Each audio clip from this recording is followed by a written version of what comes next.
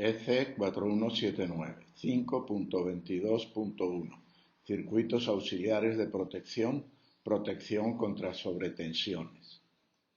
El problema de la sobretensión. La lámina muestra un registro gráfico obtenido con un osciloscopio de memoria conectado para medir la tensión pico instantánea en una línea doméstica de 117 voltios RMS, 165 voltios pico nominales, durante un periodo de 24 horas.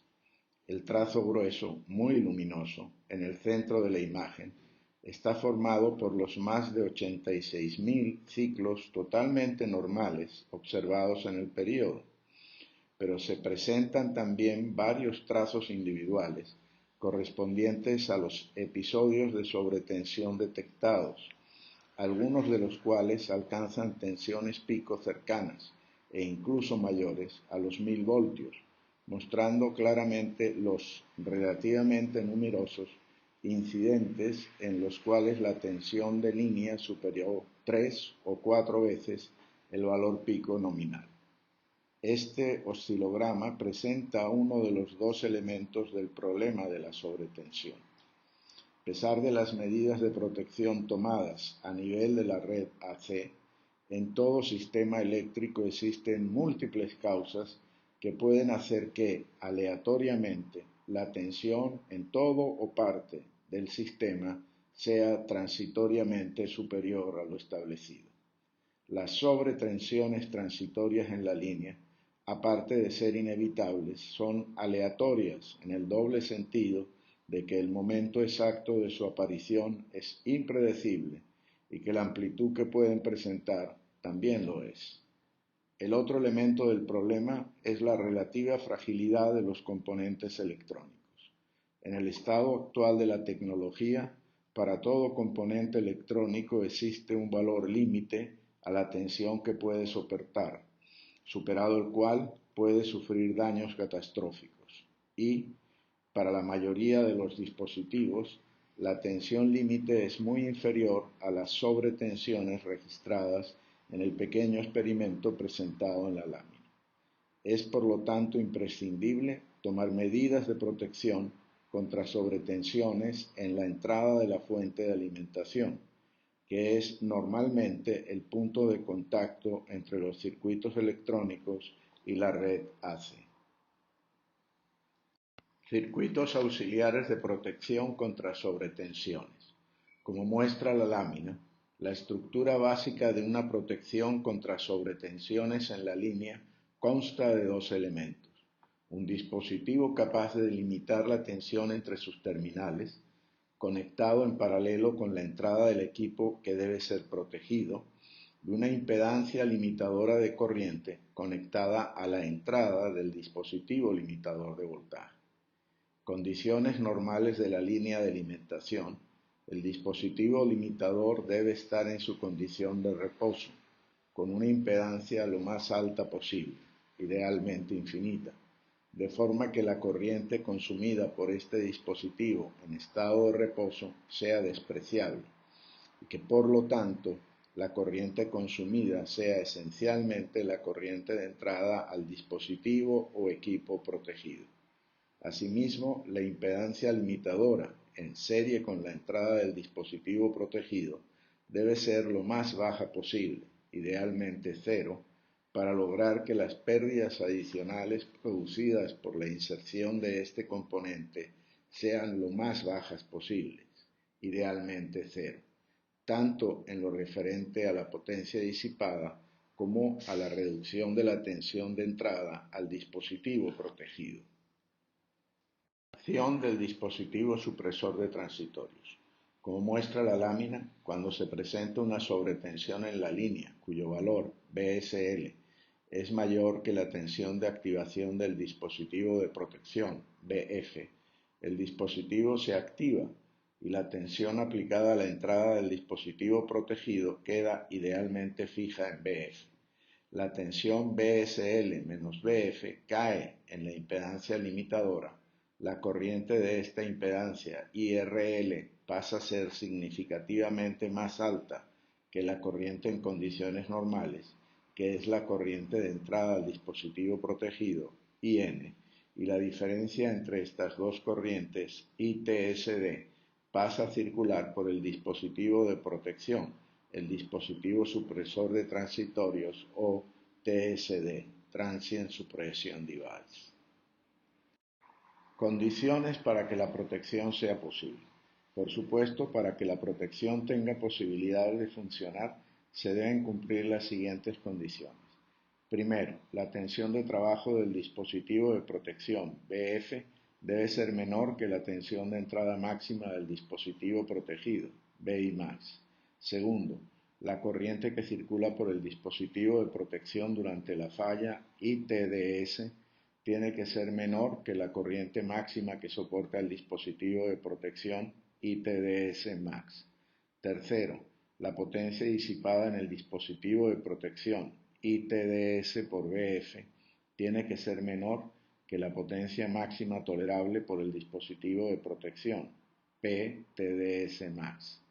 En muchos casos esta condición se expresa en función de la energía total disipada en el dispositivo de protección durante todo el tiempo de falla, que debe ser menor que la energía máxima que puede disipar el dispositivo de protección. Cuarto, la corriente IRL debe ser menor que la corriente IRL max que puede tolerar RL. Quinto, la potencia disipada en la resistencia limitadora IRL cuadrado por RL tiene que ser menor que la potencia máxima tolerable por la resistencia limitadora PRL max.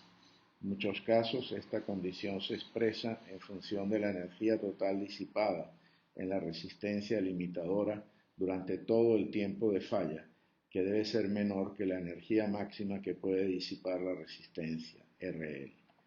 Sexto, por supuesto, aunque normalmente se asume que la red AC es ideal, debe cumplirse que la conexión a la línea puede entregar la corriente de falla, IRL, sin problemas y sin que se produzca una caída significativa en la tensión nominal de la línea, BSL. Objetivos del diseño de la protección contra sobretensiones. El diseño de una protección contra sobretensiones en la línea de alimentación requiere llegar a un compromiso entre varios objetivos que no siempre se pueden alcanzar simultáneamente. Los dos objetivos principales son, primero, evitar daños al circuito protegido. Segundo, mantener el circuito protegido en operación normal. Idealmente, la protección debería mantener al equipo operando en condiciones normales, lo que evidentemente implicaría que no podría sufrir daño, pero en la práctica no siempre es posible lograr este objetivo, por lo que la primera prioridad es proteger al equipo, aunque eso requiera sacarlo de operación.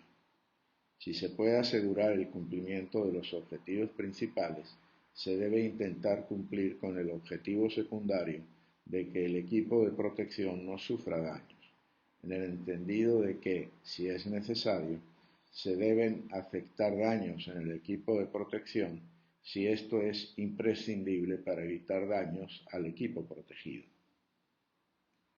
Los dispositivos de protección contra sobrevoltaje son de dos tipos. Primero, dispositivos limitadores. Su acción limita la sobretensión aplicada al equipo protegido, el cual, en principio, puede continuar operando sin mayores problemas. Segundo, dispositivos supresores. Su acción suprime la tensión aplicada al equipo protegido. Este no sufre daños, pero queda desconectado de su fuente principal de energía por la duración de la falla, lo que usualmente implica que deja de operar. La lámina compara la forma de onda de una de las fallas normalizadas por los institutos reguladores para usarlas como estándares de prueba con las curvas voltaje-tiempo de acción de los dispositivos de protección contra sobrevoltajes de los tipos limitadores y supresores para caracterizarlos. Los dispositivos limitadores probados son un diodo limitador de sobretensiones o diodo TVS, Transient Voltage Suppressor, y un varistor de óxido metálico, MOV, Metal Oxide Varistor. El dispositivo de supresión probado es un tubo de descarga gaseosa, GDT, Gas Discharge Tube. La lámina resume las características generales de los 4 tipos principales de dispositivos de protección contra sobrevoltajes: los tubos de descarga gaseosa, GTD, los varistores de óxido metálico, MOD, los diodosupresores de transitorias, TDS, y los supresores de estado sólido, comercializados bajo la marca SIDAC. Dado que para mantener operativo el circuito protegido, éste debe recibir tensión de alimentación dentro del rango de regulación definido en su diseño, resulta evidente que este objetivo no puede ser alcanzado con un dispositivo supresor, cuya actividad necesariamente ocasiona el colapso de la tensión de alimentación. Por otra parte, si la falla es suficientemente fuerte y prolongada, un dispositivo de tipo limitador puede no ser capaz de proteger al circuito durante todo el tiempo de falla, bien porque su tensión sobrepase el límite tolerable, bien porque se sobrecaliente y falle catastróficamente. Esta situación llega a que sea razonable buscar un compromiso de diseño entre las capacidades de los 2 tipos de supresores de transitorias, empleando no solo un dispositivo de protección contra sobrevoltajes, sino 2, un limitador, diodo TBS o varistor MOD, y otro supresor, generalmente tipo GDT, conectados en cascada para formar un protector híbrido, como se presenta en la lámina. Esta configuración permite que la tensión de operación del limitador se ajuste para que actúe como el elemento de protección en las fallas moderadas, que en general son las más numerosas, sin que se active el supresor y por lo tanto sin que se afecte la alimentación al circuito protegido. En caso de falla fuerte, se activará también el supresor, lo que protegerá al circuito y al limitador, pero inevitablemente cortará la alimentación mientras esté activado. Diseño del sistema híbrido de protección. Primero, situación normal. La lámina muestra la situación normal del circuito cuando la tensión de línea a la entrada, BLE, está dentro de su rango nominal y la tensión de la línea protegida, BLP, está en su rango nominal. En estas condiciones, ambos TSDs deben estar en bloqueo y, en primera aproximación, se debe cumplir a. La corriente en el TSD supresor ITSDS es igual a 0, b. La corriente en el TSD limitador ITSDL es igual a 0. Esto implica que la corriente de entrada al sistema de protección ILE es igual a la corriente de salida del sistema de protección ILP. Diseño del sistema híbrido de protección. Primero, situación normal. La lámina presenta las ecuaciones que definen las relaciones entre los componentes en la situación normal cuando las protecciones no están activadas. La presencia de la impedancia de limitación ZP, que es imprescindible para que el sistema de protección funcione, implica que la tensión BLP resulta la indicada en la ecuación 1. Por lo tanto, la impedancia de protección ZP es la calculada en la ecuación 2, de donde la máxima impedancia limitadora, ZPmax, podrá ser la calculada en la ecuación 3. Por supuesto, para que sea posible proteger al sistema alimentado por la línea protegida, se debe cumplir que la tensión máxima normal de la línea de entrada, BLEM, sea menor que la tensión máxima tolerable en la línea protegida, BLPM, como indica la inecuación 4. Diseño del sistema híbrido de protección. Segundo, situación con sobretensión moderada, cuando solo actúa el TSD limitador, falla moderada. La primera línea de defensa contra la falla por sobretensión es el TSD limitador. Este dispositivo debe seleccionarse de forma que cumpla con las siguientes condiciones. A. Para que el TSD no se active mientras la tensión de línea es normal, su tensión de entrada en conducción, BTSDL, debe ser mayor que la tensión BLEM. B. Para que el TSD limite la tensión en la línea protegida dentro del rango deseado, la tensión BTSDL debe ser menor que la tensión máxima tolerable en la línea protegida, BLPM. Esto es, se debe cumplir la inecuación 5. Si no es posible cumplir con esta condición, no es posible la protección contra sobretensión. Asumiendo que existen dispositivos TSD que cumplen con la condición de voltaje, la lámina muestra la situación durante una falla moderada en la que la tensión de línea de entrada es BLFM y solo actúa el TSD limitador. En estas condiciones, la tensión sobre la impedancia limitadora de corriente, BZP, es la indicada en la ecuación 6.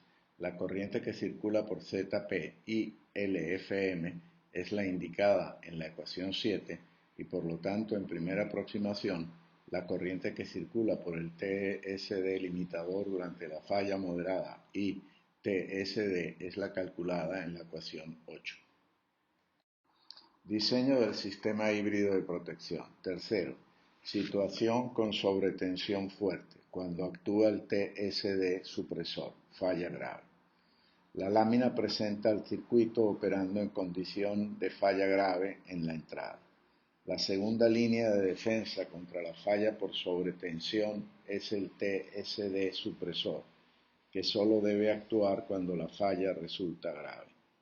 Para que el TSD supresor no se active mientras la falla es moderada, su tensión de entrada en conducción BTSDG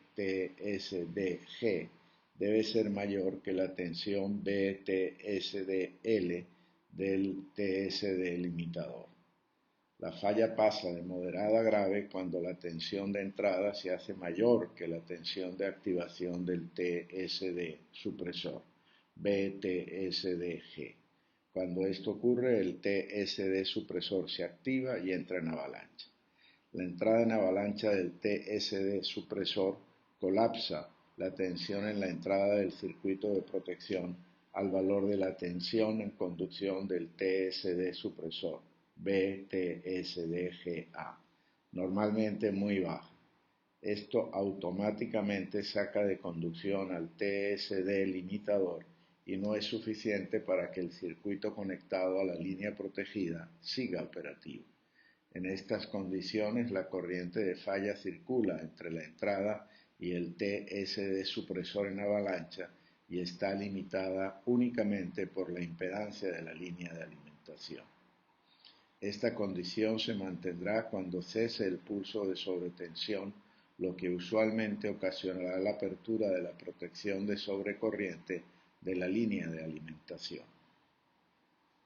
Para definir cuál debe ser la tensión de disparo del TSD supresor, se debe considerar el valor de la corriente máxima que se haya definido para el TSD limitador previamente seleccionado y TSDLM.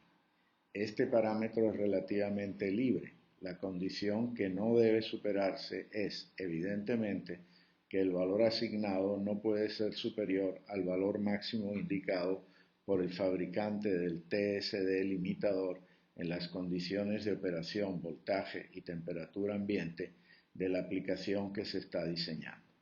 En el momento en que circule la máxima corriente en el limitador, la tensión de entrada en el circuito protector BLF será el valor máximo calculado en la ecuación 9 BLFM. Para evitar que el valor de corriente ITSDLM sea superado, la tensión de disparo del TSD supresor BTSDG debe ser igual o menor que el valor BLFM. En general, en el estado actual de la tecnología, el TSD supresor será posiblemente un GDT, el limitador un diodo tipo TBS para aplicaciones de baja potencia y un varistor MOD para las de mayor potencia.